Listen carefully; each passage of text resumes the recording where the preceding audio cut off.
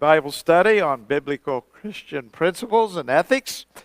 And we're looking at the foundation for marriage, the family. And we've been looking at those who are looking, wives who are looking for husbands, and, men who are looking for a wife. And as we look around, we find a whole bunch of qualities and characteristics that we should be looking for. Now we're going to be looking at marriage as a unit and the family that comes about. Today, the family is really in a bad shape, really in a bad way. It's very difficult to find a family that is actually could be classified a biblical family. There may be a male and a female that are married, and their children may be theirs, and that's certainly biblical.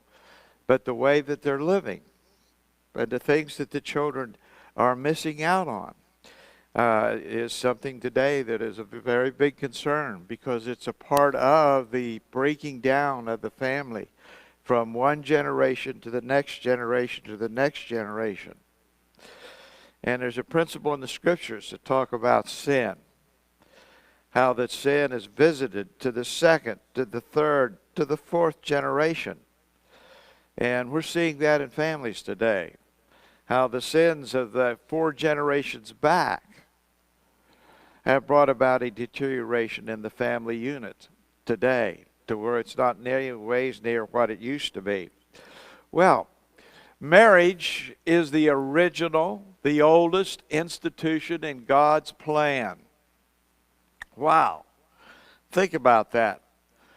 There was just Adam at first, then God created Eve, and then Adam and Eve began to have children, and they began to develop a society, a family, and culture, and so on. But it's fundamental. And today we are departing from that whole concept. And family today is described about anything. Almost anything constitutes a family today in the minds of any number of people. There's those that still think, as I, that the only true and real and genuine family must be a biblical family. All other forms of family are not what God has planned, God has desired, or God has intended. Therefore, it is a problem, and it is a part of the issues that bring about the collapse of cultures, societies, and nations. No society, no culture, and no nation, when they have departed from the basic family unit, the biblical family unit, has survived. They have collapsed. They have come apart. They have gone. Gone.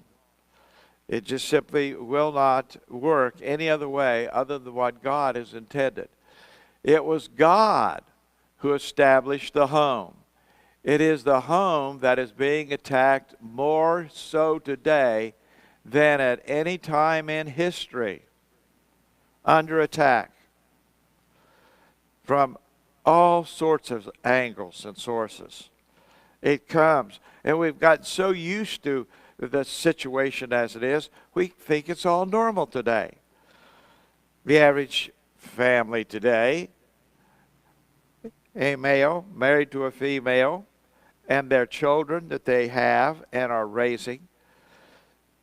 Tragically, so many of these children, though they all live under the same roof, are far from becoming mature individuals ready themselves to be looking for a spouse and to start a family, because they don't know how. They don't have any example. They got bits and pieces here, there, and yon, but they have no stability in the home. And it has really become very distressing when you think about what is going on. Well, a few statistics just indicating how serious this attack is. During the early 1980s, divorce rates peaked at an all-time high. Then, during 1985-86, appeared to drop a bit. Appeared to. That's all. They are now on the rise again. Up to the 1900s, there was only one divorce in every 17 marriages. Now, it is 1 in 2 marriages that end in divorce. That doesn't even consider the people who are living together and calling it a family. Male and a female move in together, have children, but they're not married. They're trying it out. As someone said, you wouldn't buy a new car unless you tried it out to see if it was really what you liked and what you wanted. Let's do it that way in marriage, and many people think that way. Many people just live together. Then you have men with men and calling themselves a family, looking for a child or children to adopt. You have women and women, a family, looking for children to adopt. It's pretty simple when you consider it. 2 men can't produce a family. 2 women can't produce a family. Now you may adopt, and then you begin to teach the philosophy of the broken family and considering it good and normal. But it really is a part of the very overwhelming collapse. Other factors into it, and we'll look at some of those factors. Finances, for example. Finances. 100 years ago, when a man got married, he knew it was his responsibility to support his wife and their children. Ever how many or how few they have, it is his responsibility to provide for them. And the wife's responsibility was to, well, be there for the children. Her husband is working, and the wife is there for the children. I had a wonderful growing up years of my family. My mother never worked once I was born. Up to the time that I was born, she worked, and then she no longer worked. And no matter what went on, whenever I came home, Mom was there. And then Dad, when he got off work, then he was there. And we interacted together. The average child today has very little conversation with their real mom and their real dad. Very little.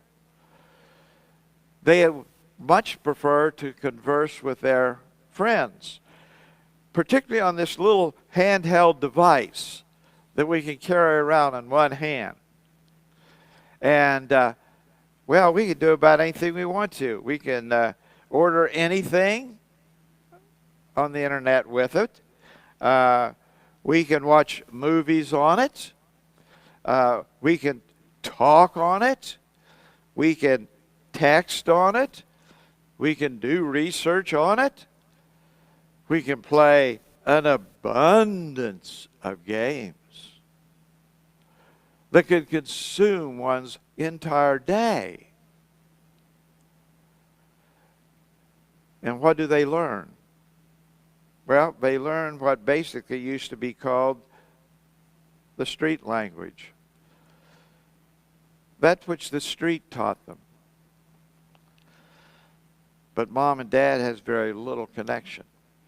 Add to that an educational system that wants absolutely nothing to do with God. After all, their view is he does not exist. Therefore, why should we give him any attention since he doesn't exist? And this is one of the reasons that we see today that several generations now of young people have been steadily leaving the church, even when mom and dad had brought them to church. They're steadily leaving because they don't see it as true. They don't see it as real. They don't see the God as real. All of these things become pieces of destruction. And divorce is the way you solve a problem in marriage. That's according to the world. Solving a problem in marriage is dealing with the problem, recognizing it's a problem, and then coming to a solution. Intelligently coming to a solution. Nobody is perfect, so therefore there will be no perfect marriages. And since there's no perfect marriages, there's going to be times of conflict. There's going to be times in which, well, we got this situation or that situation. We got to work through these things. And they can be challenging. Well, now it is 1 in 2 marriages that end in divorce. In 1986, there were 2.4 million divorces in the USA alone, just in that 1 year. The average duration of a marriage relationship before ending in divorce was 7 years. Did you know that one of the things of life is buying a house, a place to live? And the average mortgage rate, length of time that it is held, is only 11 years. In 11 years, it's either refinanced or it is sold off and the couple split. 11 years. Yeah. Mortgages last longer than the marriage does. Wow. 4 years longer. Those who live together before marriage are 50% more likely to divorce when they get married. Many of them never get married. And those who do, the level of divorce rate is 50% higher than those who never lived together before marriage. It does say a lot, does it not, when you really think about it? Wow. We're really in a situation that is challenging today. There are 5 sources of marital problems, meaning there's 5 basic topics that everything else will fall into one of those 5 categories. Problems that have reoccurred over and over in marriages which have broken up. These gained by clergymen and other counselors through interviews of couples. In other words, these are not just figures pulled out of the air. They come from actually those, such as myself, who've talked with couples who are going through divorce or thinking about divorce or whatever, and realizing the different problems that come along as a result of that. So there's 5 sources. A, many couples have come into the marriage having no favorable role models to draw from in their formative years.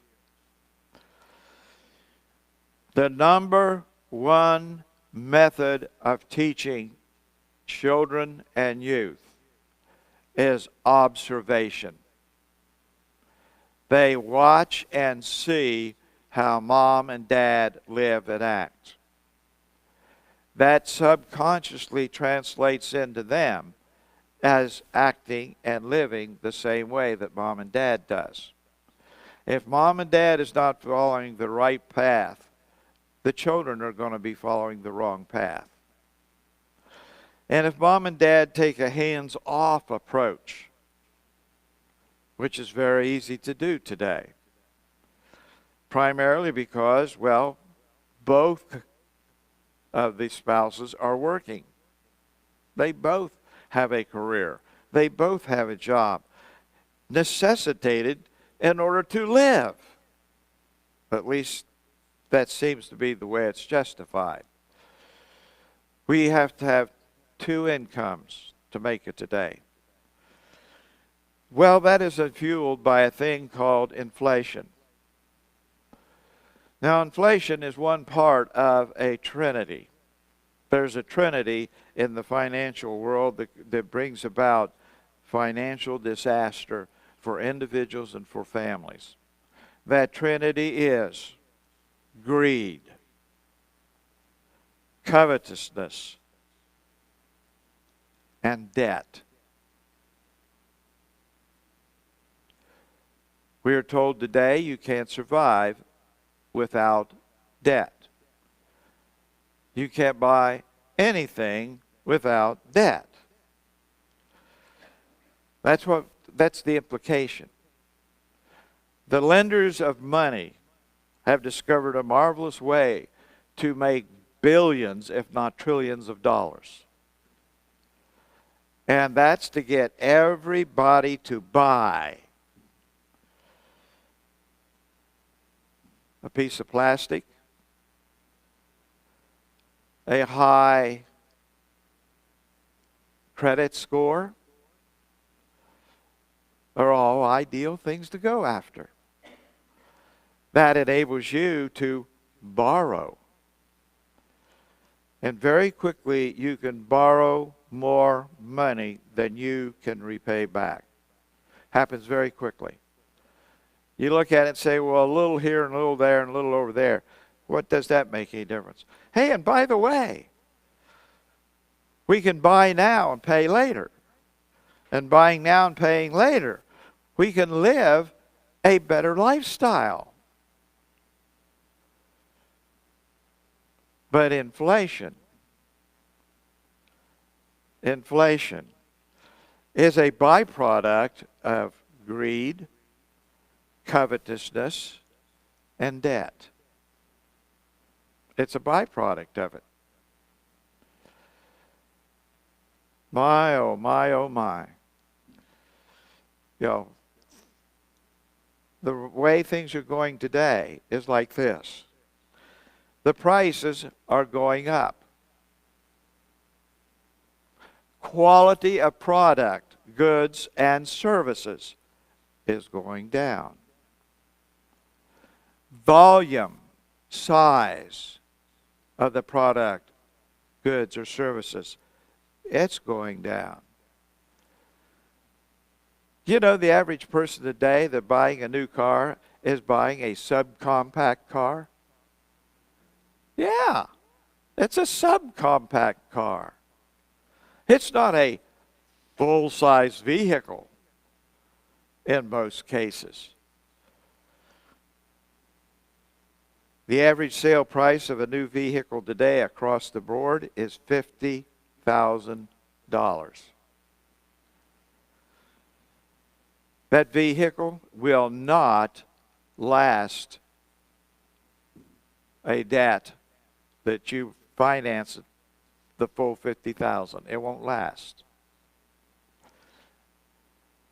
Take a look at the warranty.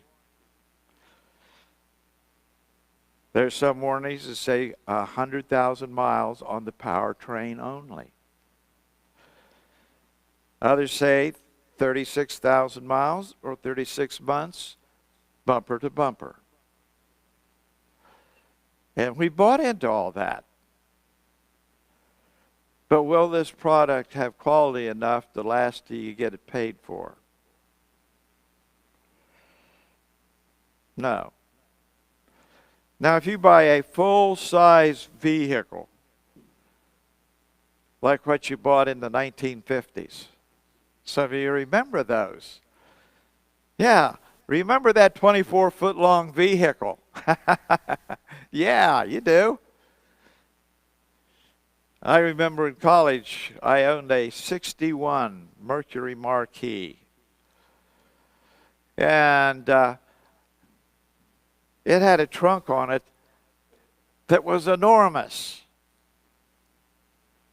And you look at some of the pickup trucks out there today. In fact, most of them that are being sold today have anywhere from 4.5 to a 5-foot bed. In some cases, it's less than 4.5.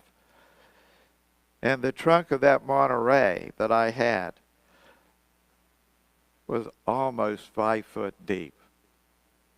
And nice thing about it, it came with a lid to close it up.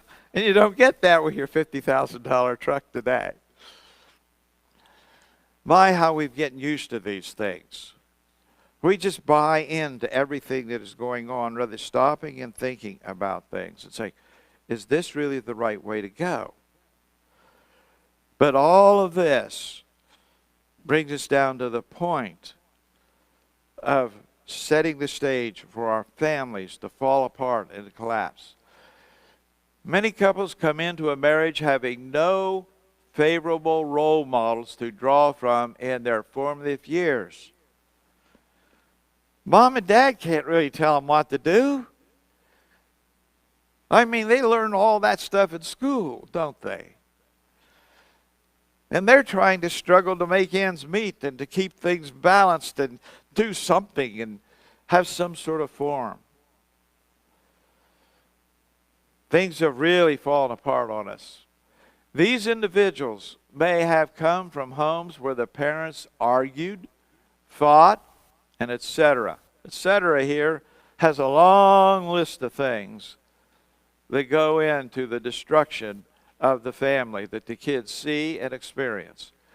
They had no knowledge of how parents ought to sit down together and pray over problems, etc. All the problems. This is the center here they need to pray about.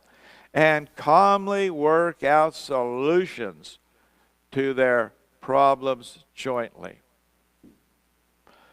I remember one married couple that I talked to decades ago. And they had been married for many years as well. And they said that they had noticed that things were changing in society. They had noticed that the way the problems were solved when one would come up in the marriage is, let's get a divorce. Divorce solves the problem. It doesn't. It magnifies the problem and makes it unsolvable in a functional way that everybody, if we'll just sit down and work our way through it. One of the things as a pastor I found out that sometimes a couple will come to you and say, you know, we have a problem here, this and that and the other. What can we do? Well, first of all, you got to find out what all the problems are that they're talking about that affect the situation that they're in. Then having found those things out, we got to now work our way through those things to get an amicable agreement between the couple. And lo and behold, I find that any number really don't want the marriage to work. So no matter what, they don't want to find the solutions as a couple. They just want to split and go. Now the problem with that is, you take the problem that was never addressed or fixed, or problems that were never addressed or fixed, with you. And that goes into any other relationship that you may develop or have or get married into. And ultimately, those same problems will resurface again. In many cases, most cases actually. Wow. Working together, that's a novel idea. Working together to solve problems. Wow. B, number 2. The present American tendency is for young men and women to marry virtual strangers. My phone rings. I pick up the phone. The voice on the other end says, I want to get married. Do you perform weddings? And I say, sometimes. Sometimes. And then I began to ask them questions. Who are you planning on getting married? The name of the person will come up. And if the person I'm talking to is a male or a female, then the person they're going to be marrying is either going to have to be a male or a female, depending upon what they are. And so we get over that hurdle. And then another question I ask, how long have you known each other? 2 weeks. You met this person 2 weeks ago. Yes. It was love at first sight. Actually, it wasn't love. It was infatuation at first sight. They saw this person, and there was one or more things about that person when they first saw them that they liked. I'm in love. Yeah. Of course, there's 25 other things that they never even considered, that they didn't like, but they didn't know that they didn't like it in that person because they didn't know that that person had those things. So they are marrying virtual strangers. Will somebody marry them? I won't. I tell them straight out, you're looking at least a year. They're going to meet together monthly for counseling. We know all about that. No, you don't. You don't know all about that. But you need to learn all about that before you get married. Click, and off they go. That's fine. I saw a tragic situation, been about 3 years ago now. Certain individual that I knew many, many decades earlier was in the hospital. And as I came in to visit that individual, they had some serious issues. They hoped to get them resolved, recover from them, and that sort of thing. And they had in that hospital room was crammed full of individuals that was a part of this person who I knew's life. There was probably 4 women there, each with multiple children, all from this gentleman.